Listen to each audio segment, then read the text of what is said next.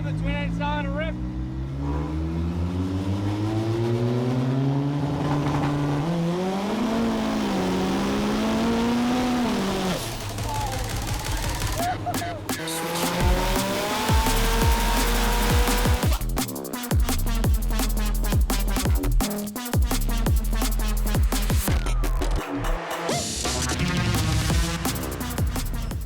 All right, boys and girls, the Camp Dogs are heading down to GDR Festival in Sydney on the 5th of May. The boys helped me get the twin engine Starlet together. We should be putting about 1,000 horsepower to the wheels, and we're going to show these Lebos how to build a proper car.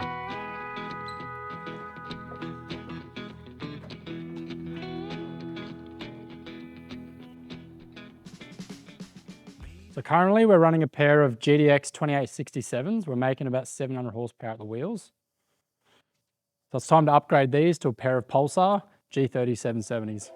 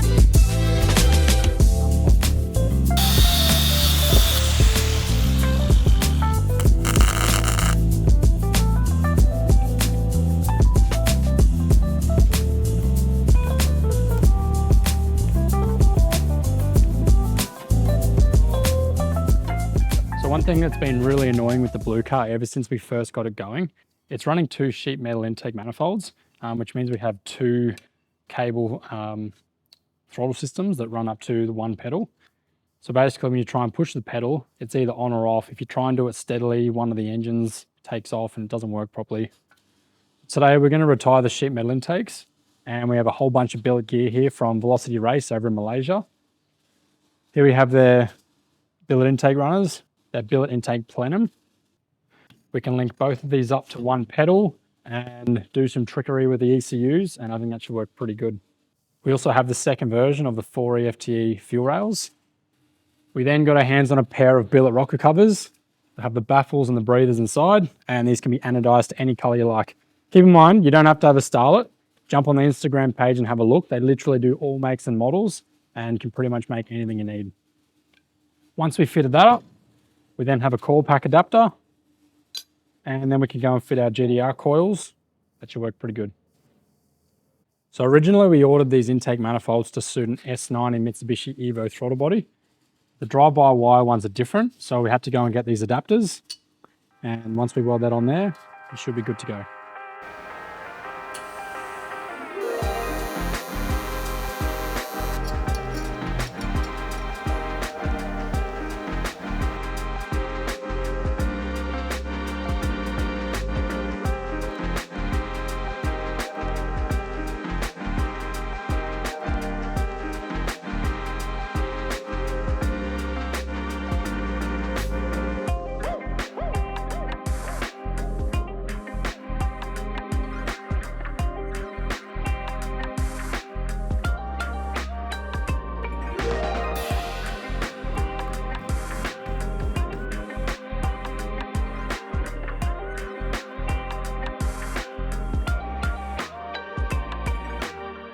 All right, boys, so we're coming along. Billet intake manifolds on. Surprising enough, the intercooler pipe lined up just about perfect.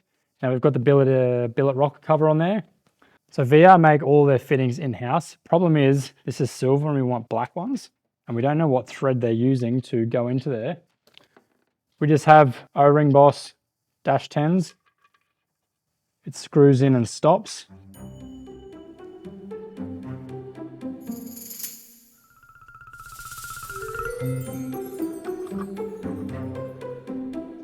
If we run this through it,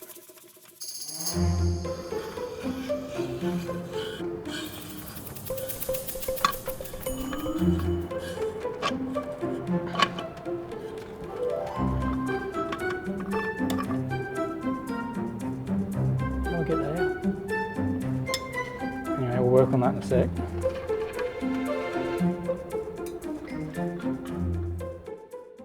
About 4 weeks has passed and the car's pretty much ready for some testing. So I'm just going to run through what we did to get it going.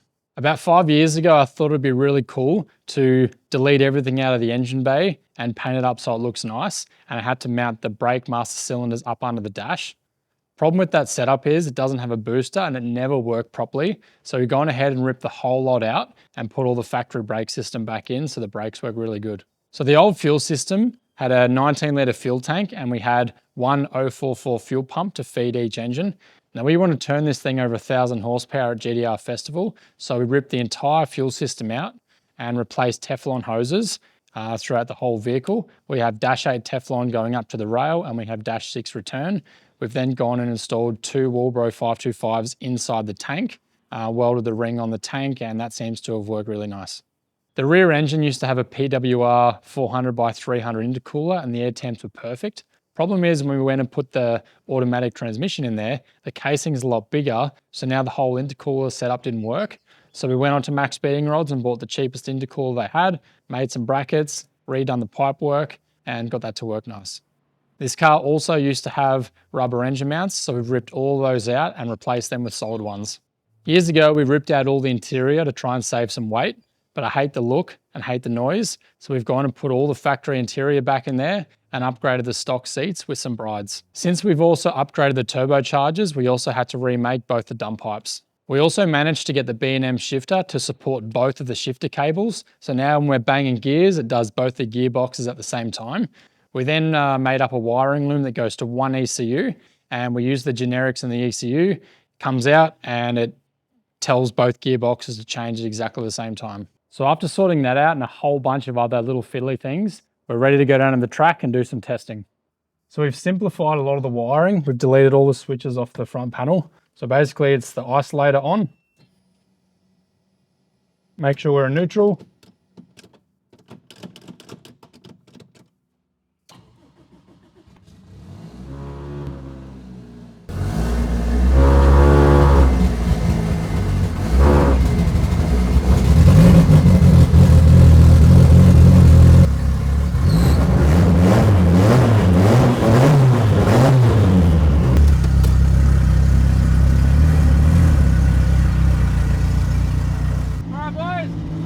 Give the twin 8 a rip.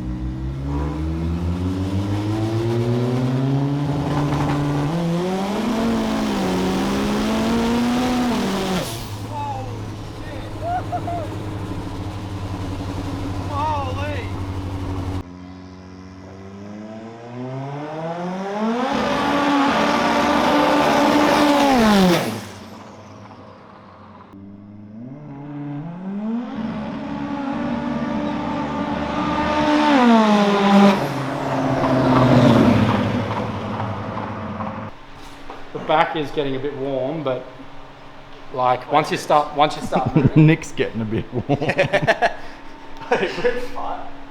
She's going good, but it's getting a bit warm, so we might need another radiator or something on the back. Oil coolers or something. Yeah.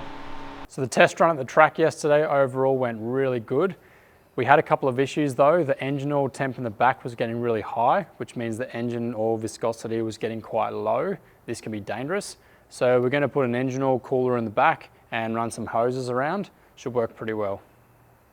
Other than that, we had some serious traction issues. Our $50 Kenders just aren't cutting it anymore. So Pulsar have sent us a set of their PSR Pro Street Radial 235 6015s. This should help us grip up a bit better.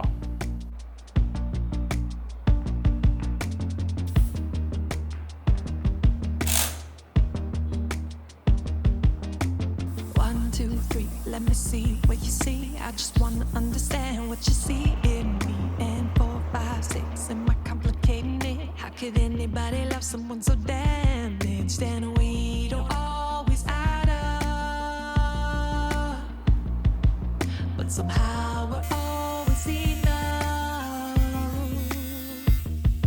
7, 8, 9, 10, baby, here we go again. If this is just a fraction of what lies ahead, then count me in, 'cause you know I'm loving this. I'm loving this. You make me feel easy.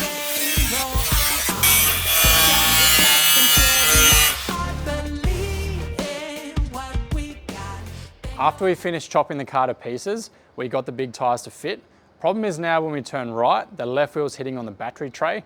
So we've had to retire the Optima battery, and we've got a Predator Raptor lithium battery from Outback Batteries in Darwin, and that should fit pretty good. Now look at this battery, look how light it is. It's about 1.8 kilos, I think, compared to the 18 kilo Optima, and it's gonna save us a lot of space and a lot of weight.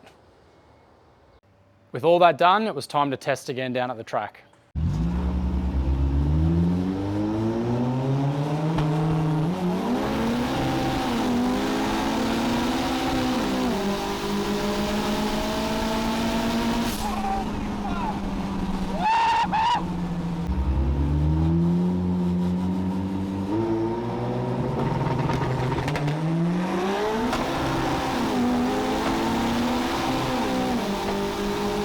So the testing went okay. We're still running into serious traction issues, even with the new Pulsar tyres. So we brought it back to the workshop, did a bit of brainstorming, and the first thing we looked at is the tyre wear.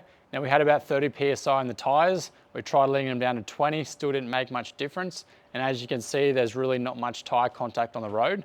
So we're gonna have to let these right down next time. Another thing, we have an open wheel diff in the gearbox. So we pulled the gearbox out again, pulled the gearbox apart, welded the front diff, put it all back together. This should help with our traction issues a little bit. Another issue we saw at the track is after a run, the back radiator kept pumping coolant out into the radiator overflow. And we're looking at it, everything seems to be okay, but where the cap actually seals on the radiator, you know, it's a 12-year-old radiator, there's a bit of corrosion or something there.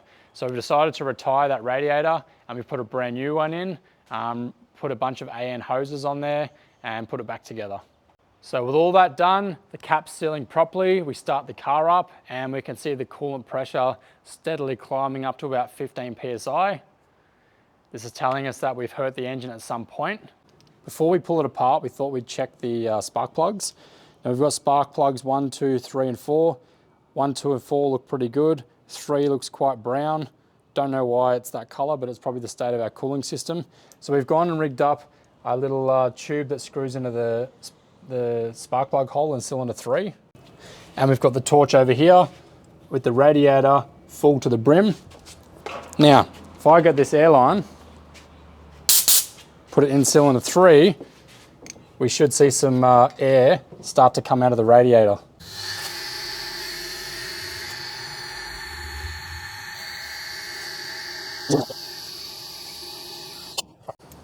So the car's not misfiring, everything's running fine. It's just we kept getting water in the overflow and a little bit of pressure in the cooling system. So you can see here now. Oh. So it's not much, but it's enough that we need to pull this apart, change the gasket into a head machine. So we've got the cylinder head off. The head gasket was blown ever so slightly. So got the head machine and we're about to put it back together. Check out this ball. So when I first put this engine together, we went on the dyno and I didn't check the timing properly, and we got a bit of detonation and it dropped porcelain in the engine and did that. Decided to keep running it and she hasn't missed a beat, so we're going to leave it like that and put her back together.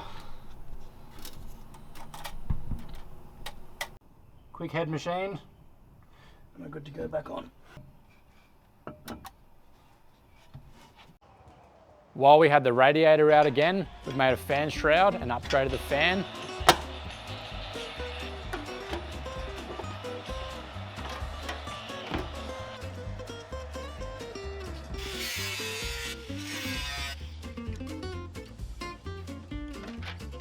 And I've made a larger coolant overflow bottle in case we get any head lifting issues again. Another thing from the last meeting is since fitting the rear oil cooler, the oil temperatures in the back engine are really good now. So we've gone ahead and fitted another oil cooler on the front engine, just so we've got them the same. With all those new mods done, it's time to put it on the dyno again and do some more testing.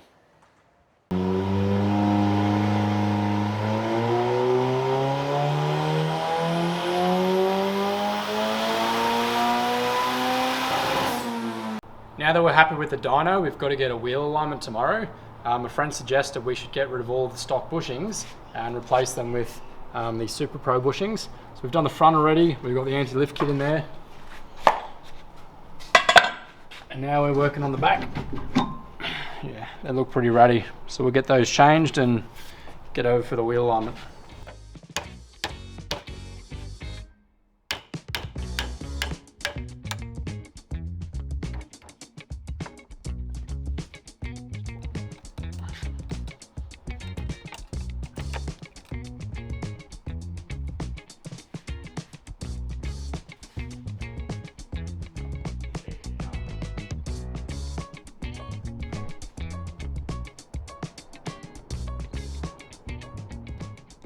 We finally have one last test day at Hidden Valley Raceway before we pack up and head down to Sydney. Fingers crossed everything goes well.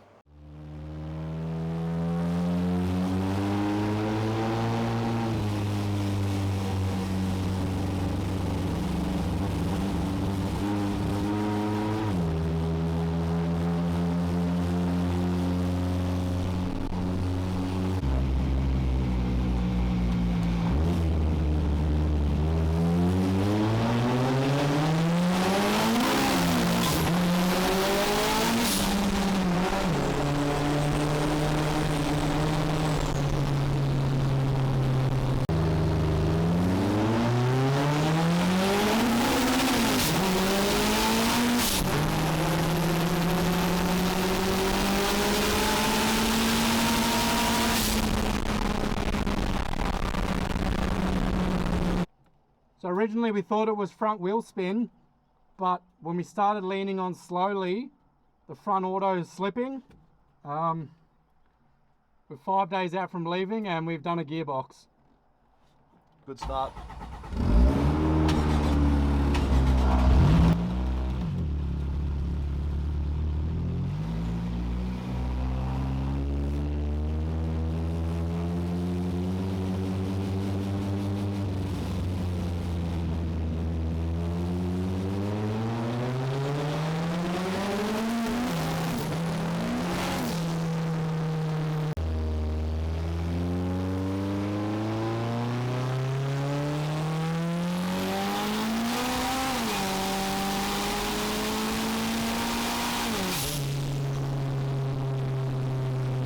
We thought today was going to be the last test session, but we've trashed the front gearbox. We think there's something broken in the converter because the oil seems nice and clean and there's no metal in there. We've got Nick's Camp Dog box that's done about 300 pulls on the highway. Yeah, mine's a different converter, but it will still fit, so It's going to have to do. We took the car home last night and we still don't really know if it is a front converter or it's the gearbox. We've been trying to chase some traction in this now for a few weeks, so we ended up pulling the box out, welding the diff, completely ruined the drivability of the car, and it didn't really regain that much traction. This is based off the RPMs just going crazy. So we don't know if the auto's flaring up and then it grips up and makes the car go squirmy. We're really not sure at this point. So we've decided we're going to pull the front gearbox and the converter out, and while Nick's in bed, we've still got his built converter and his built gearbox that's open wheel. We'll put that in the blue car. We're going to take out one of the wastegate springs to lower the base pressure a little bit. So rather than trying to get 800 horsepower to the ground and it's squirmy as, we're going to turn it down a little bit, maybe still keep it at 400 in the rear and maybe about 200 horsepower in the front, and we can slowly turn this up. There's no point taking this to Sydney at the moment because if we can't get traction down, it's bit of a safety issue, and yeah, we're running out of parts, boys, so if we keep breaking things, we might not make it to Sydney at this point.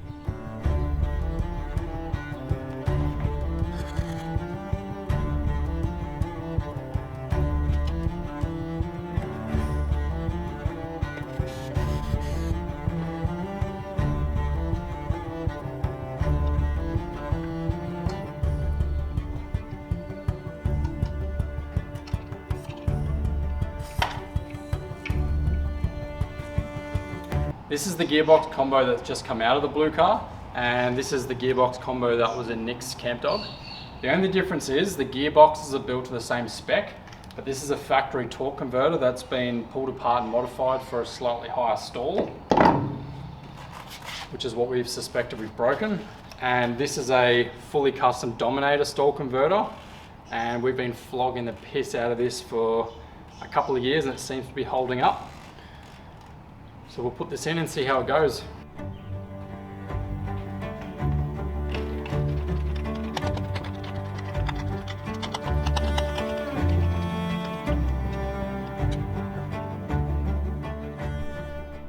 All right, boys, so we got the new auto in, fixed a couple of oil leaks, good to run up on the dyno again. I called Mike from MV Automatics this morning and let him know what we'd done to the gearbox, and we ran through what's happening up here on our end, and he's pretty much confirmed that we had set the line pressure up wrong. Sure enough, we checked the cable and I hadn't pulled it tight enough when we put the grub screw in. So let's not try and cook Nick's gearbox today. We're just gonna chuck it on, probably do a lazy 7-pound boost run and just leave it at that so we can get down to Sydney and just enjoy it.